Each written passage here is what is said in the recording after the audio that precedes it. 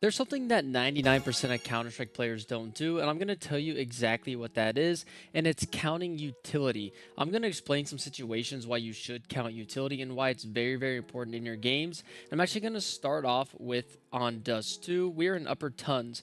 Now, for the example, we're going to be on the T side, and we are going to dive into this. So if I am the upper tons defaulter, I'm looking for a few things when I'm counting utility.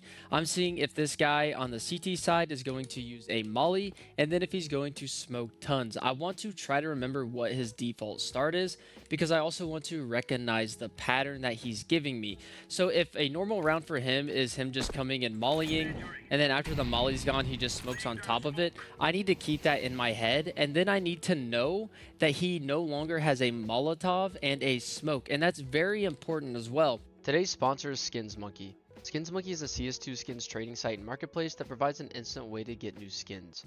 My favorite thing about Skins Monkey is that I can trade skins that I no longer want and trade it for a skin that is equal value. If you use code LouisCS2, you get a $5 bonus on your first trade. If you want to buy skins, you can get a 30% deposit bonus plus an extra 5% using my code. The link is down in the description. Because if this smoke fades later in the round, I know that no one has rotated to help him.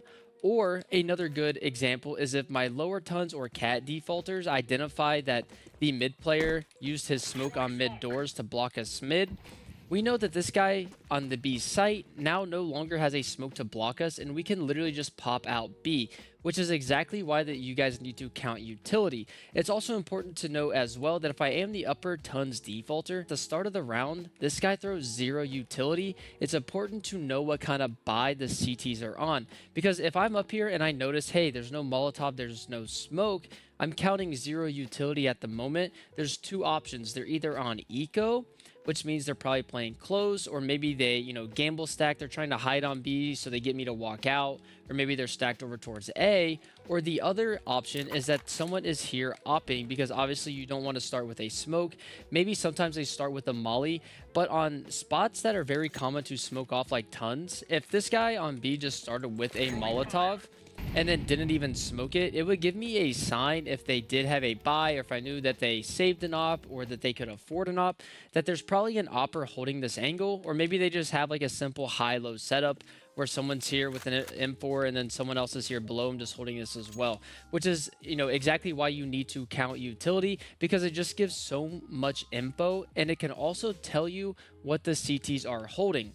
Now, another example is towards long. A lot of times a default start for the CTs is, they're going to molly door, they're going to come here and they're going to smoke long doors. Now, if they don't re-smoke long doors, it gives me as a CT the idea that either they're not holding this or they have some sort of setup that they want to bait me, because they're giving me the option to just walk out for free, or if it's obvious that, someone is over here on cat. If they keep re-smoking long doors, again, I'm counting utility. Hey, they've used 2 smokes towards A. This is their second long door smoke, so there's probably one in pit. There's probably someone, in long, maybe game helper. And then there's definitely someone towards ramp just holding cat, which tells my team, hey guys, since they are fighting for long, I've counted 2 smokes. They're really trying to block it.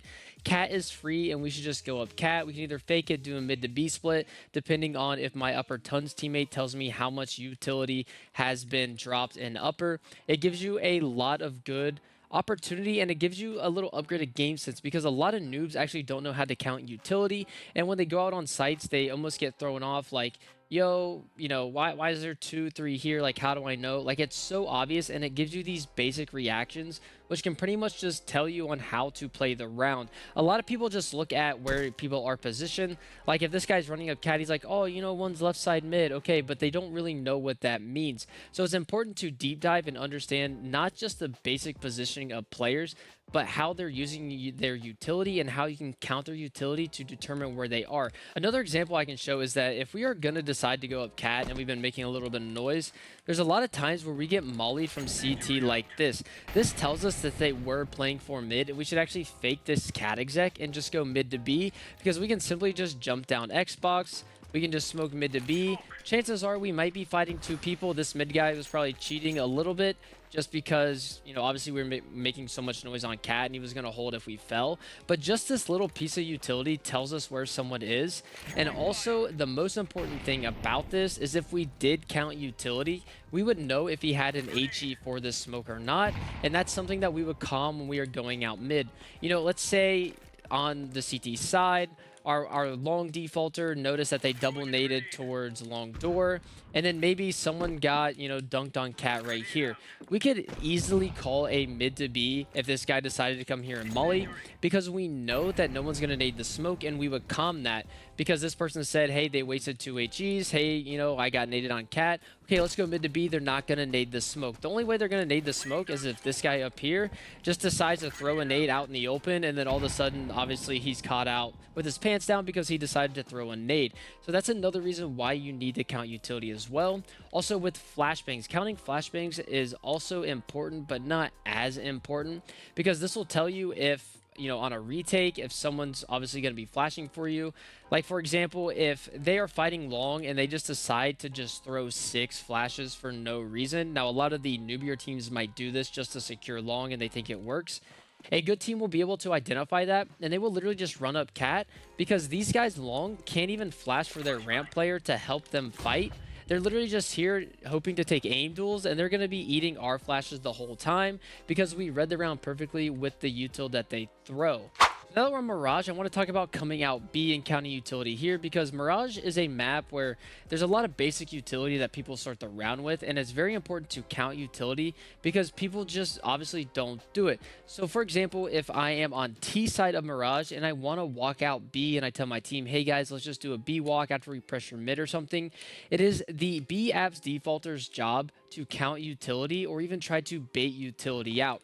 So if I know that this guy, you know, maybe he starts with a deep molly and he saves this smoke for if we do come out for like bench or deep pillar, that's obviously something I'm going to let my team know so we can do the correct pathing. But it's very important to count Molotovs when you are coming out B, because most of the time when you are coming out, this guy's jump spotting, he drops a molly, and then the cat guy's going to drop a molly, and it just messes your whole execute up. And a lot of noobs don't know what to do after they get blocked like that. They end up just all running out and it ruins the whole round. So that's something that I'm trying to teach that you guys don't do.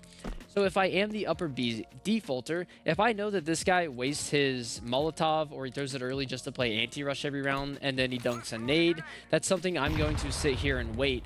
But what you need to keep in mind is that you've only counted 1 molly used, and there's also probably a Molotov used on A ramp, so you know that there's 3 more mollies left in the round. So what you can do in upper B is simply bait utility by just throwing a lurk smoke.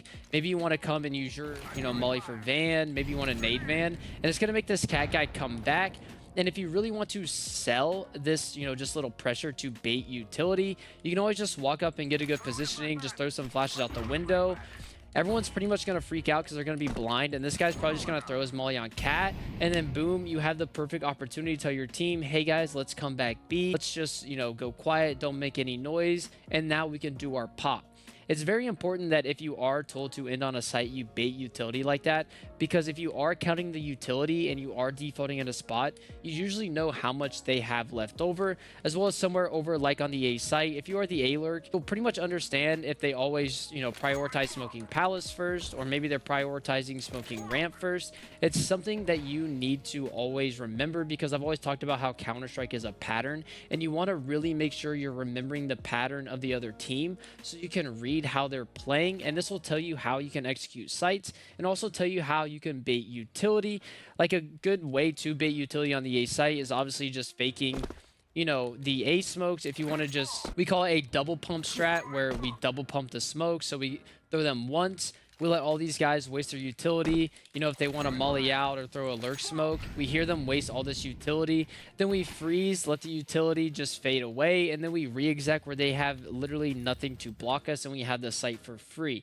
So if you guys aren't counting utility in your games, I really recommend that you guys do that, because you will notice your game sense increase a lot, and you'll be able to call rounds a lot easier and read situations especially if you start learning how to bait utility as well. Just going in a server, finding ways like how I showed you up in B apps here, just throwing the Magus nades is what we called them. It's a really good way to just bait utility and get sites pretty much for free, where you're just taking aim duels while they're fully flashed because they can only use their guns since they have 0 utility. But that's all I have for this video today. So if you guys think I missed anything, please comment down below. I read all your comments, and make sure you guys subscribe to the channel, and I'll see you guys in the next one. Peace out.